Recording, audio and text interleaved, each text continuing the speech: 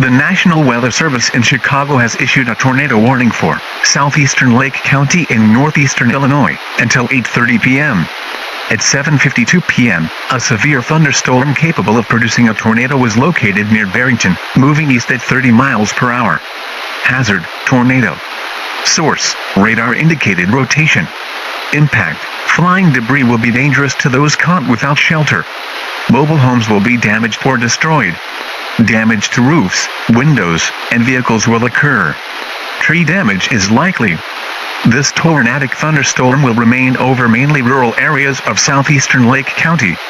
Take cover now. Move to a basement or an interior room on the lowest floor of a sturdy building. Avoid windows.